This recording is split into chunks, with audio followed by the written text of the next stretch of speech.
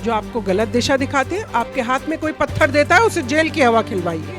Prophet Mohammad भी इस बात पर नाराज होंगे आपसे। हम मुस्लिम आंखें बंद करके इनको फॉलो करना शुरू कर देते हैं। नमस्कार, आप देख रहे हैं HCN न्यूज़ और आपके साथ मैं हूं अनुष्ठा सिंह। नुपुर शर्मा को लेकर दिन पर दिन विवाद गहराता जा रहा है। इसी विषय पर आज हम चर्चा करेंगे। हमारे साथ मौजूद है निषाद पार्टी की राष्ट्रीय प्रवक्ता शबनम खान जी।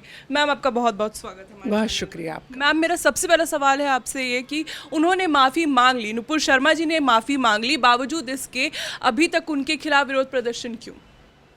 देखिए, ये जो हमारे देश को बांटने की तरफ लेकर जाना चाहते हैं, जो हमारे देश में हुड़दंग मचा के रखना चाहते हैं, ये सब उनका काम है। ये हमेशा मुसलमानों को उकसाना, मुसलमानों को बहकाना, फुसलाना, फिर उनको एक अजीब सी दिशा में लेकर दौड़ पड़ना कि आपको देश में जगह जगह प्रदर्शन करने। ये हमने शाहीन बाग में भी देखा था और ये हम फिर देख रहे हैं कि नुपुर शर्मा के नाम पर इनको प्रोफेट मोहम्मद से कोई लेना देना नहीं है। इनको प्रोफेट मोहम्मद की शिक्षा भी याद नहीं है कि वो कहकर गए थे कि पढ़ाई के लिए चाइना जाना पड़े तो जाइएगा। अगर आपको जिस देश की रोटी खाते हैं, जिस देश में रहते हैं, उस देश के कानून को फॉलो करिए। प्रोफेट मोहम्मद तो ये सिखा कर गए, आपको ये सिखा कर नहीं गए आप नमाज पढ़ के बाहर निकलिए और आप पुलिस पर पथराव शुरू कर दीजिए। तो मुझे लगता है कहीं ना कहीं मुसलमानों को भटकाया जा रहा है, भड़काया जा रहा है और उन्हें डराया जा रहा है कि देखिए आपके खिलाफ तो बड़ा कुछ ऐसा कुछ होने जा रहा है। अगर आप बाहर सड़कों पर नहीं आएंगे, अगर आप पत्थरबाजी नहीं करेंगे तो आपकी सरकार नहीं सुनवाई करेगी। मैं अपने मुस्लिम भाइयों से हाथ जोड़कर निवेदन करना चाहती हूँ, ये जितने विपक्षी दल हैं इन्होंने बरसों बरस आपका इस्तेमाल किया है और ये मुझे बताने की तो ज़रूरत ही नहीं होनी चाहिए। आपने खुद देखा है, सच्चर कमेटी की रिपोर्ट कहती है कि 60-65 साल बाद भी हम दलितों से पिछड़े हुए हैं। ये मैंने रिपोर्ट नहीं बनाई है, ये सच्चर कमेटी की रिपोर्ट कहती है। तो मुझे लगता है मुसलमानों को थोड़ा संयम और धैर्य रखना चाहिए। इस्लाम धर्म ह्यूमैनिटी सिखाता है, इंसानियत सिखाता है आपको। आप कहीं ना कहीं इंसानियत से दूर जा रहे हैं। आप इस तरीके के लोगों के बहलावे फुसलावे में ना आकर मुसलमानों को एक सही दिशा की तरफ दौड़ना चाहिए और हाथ जोड़कर निवेदन करना चाहिए जो भी उन्हें भड़काने आते हैं।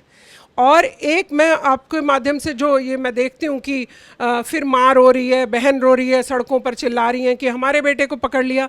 जब पत्थर मार रहा होता है अगर आप तब रोकने चली जाती ना तो फिर आपको बाहर बैठकर रोना नहीं पड़ता। इसके बावजूद तौकीर रज़ा खान क्यों कह रहे हैं कि जुम्मे की नमाज के बाद इस बार फिर से वह प्रदर्शन करेंगे? देखिए, ये तौकीर रज़ा खान टाइप, छाप टाइप ही नेता, ये मौलाना नहीं है, ये आलिम फाजिल मौलाना नहीं है, ये मुसलमानों को सही दिशा देने वाले मौलाना नहीं है। और तौकीर रज़ा को तो मौलाना कहना भी बेकार है क्योंकि वो पॉलिटिशियन है, कांग्रेस पार्टी के नेता हैं। उन्होंने पिछले इलेक्शन में कांग्रेस पार्टी ज्वाइन की थी। तो मेरा इनसे कहना है कि क्या आप सारी ज़िंदगी आपने अपने चंगुल में मुसलमान को फंसा के रखा, सारी ज़िंदगी आपने मुसलमानों को एक गलत दिशा दी जो हमारे धर्म में लिखा भी नहीं है। ट्रिपल तलाक, उसके लिए हमें कितनी लंबी लड़ाई लड़नी पड़ी है।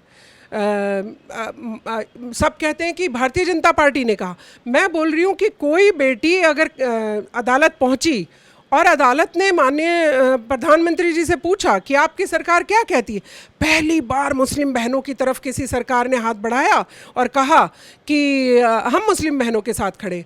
मैं आपसे ही पूछ रही हूँ कि क्या कभी आपने मुस्लिम महिला भी इस देश में रहती हैं ऐसा सुना भी था? नहीं। पहली बार मुसलमान बहनों को न्याय मिले इसकी तरफ सरकार गई।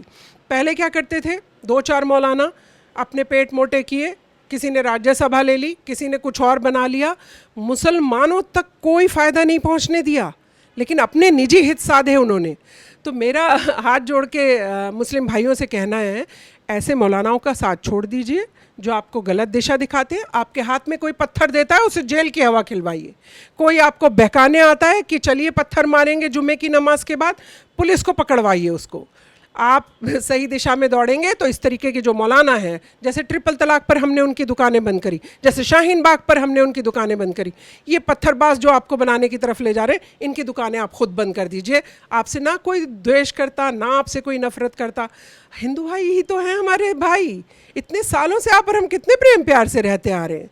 आज जब प्रधानमंत्री श्री नरेंद्र मोदी की सरकार आती है तो सिर्फ एक ही प्रॉब्लम है, भ्रष्टाचार नहीं कर पा रहे, बेईमानी नहीं कर पा रहे, चोरी करके जो मज़े लिया करते थे और साहूकार बने बैठे रहा करते, उस पर अंकुश लग गया है। ये है सारी परेशानी, बाकी कोई दिक्कत नहीं है।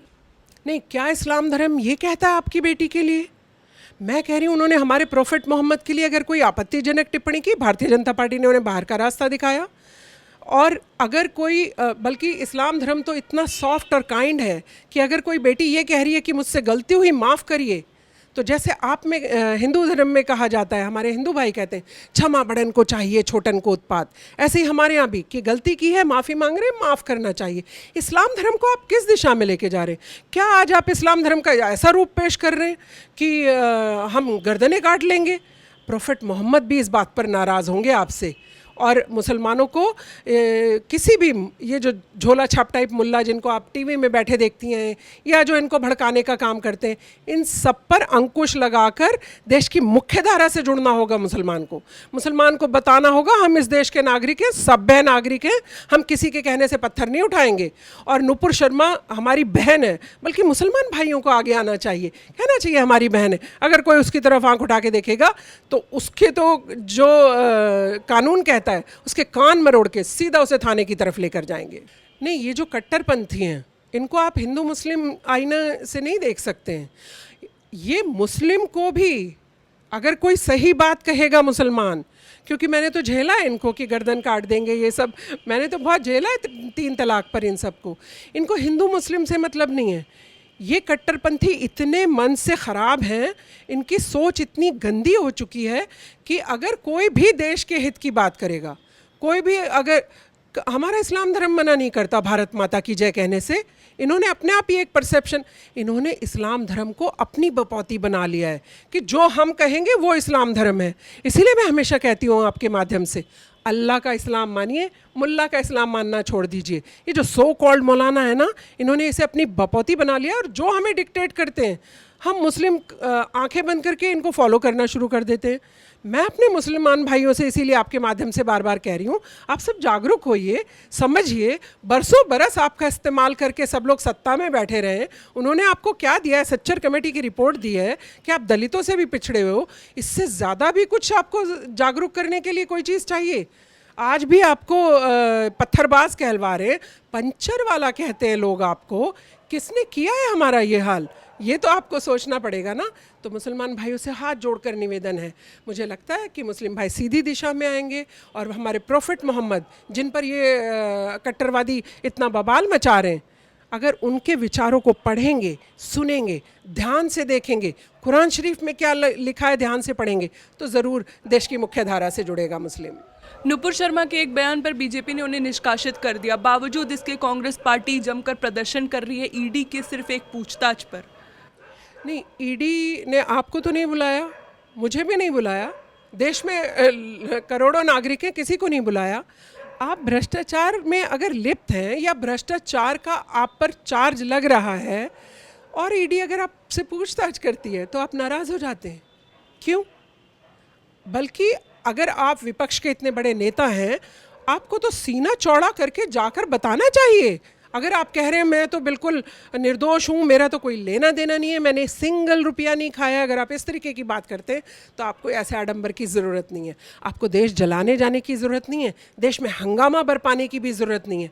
मुझे लगता है राहुल भाई को सीधा सीधा ईडी के पास जाना चाहिए, अकेले जाना चाहिए, अपने वकील ले जाना चाहें तो ले जा सकते हैं, जो भी ईडी का उनके साथ जैसा भी ईडी उनको बुला रहा है। तो आप जवाब दीजिए ना, ये हंगामा बरपा के क्या मिलेगा आपको? मुझे लगता है कि कांग्रेस का आज जो आप और हम ये हाल देख रहे हैं, जो हम गर्त की तरफ जाता हुआ देख रहे हैं, वो यही कारण है।